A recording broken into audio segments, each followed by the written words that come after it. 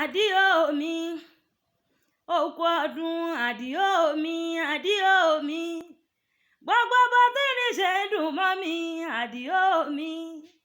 oríkì lọ́mọ Ismaili ní sọdún lónìí ọ̀rẹ́ àpèkẹ́ onífọdún èyí ṣàṣemọ́ ọdọọdún ní ìsápóoruwé bàbá Abdullahi ọdọọdún lẹ́rù wá wà bàbá mi ní ọdọọdún làárọ̀ mọ́bì lórí àtẹ ọ̀yà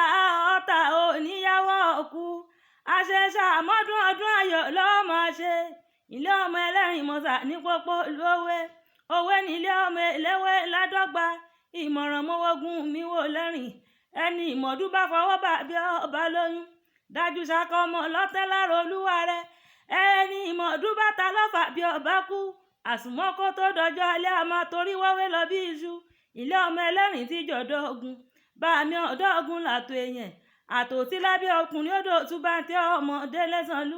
adélẹ́sànlú mọ̀ọ́dún ọmọ alókò tó ń tìwó lábẹ́ aṣọ àdìó àṣẹṣàmọ́dún ọdún ayọ̀ lọ́jọ́ máa ṣe àjọṣàmọ́dún oríkì lọ́mọ àdìó àjọṣàmọ́dún Ismaili bàbá mi ní àjọṣàmọ́dún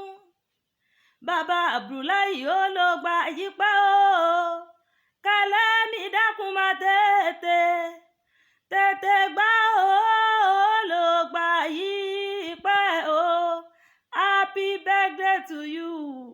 ọ̀rẹ́ mi àsùnmọ́ onífọdún èyí ṣàṣemọ́ long life and prosperity oríkì lọ́mọ Ismaili àdìó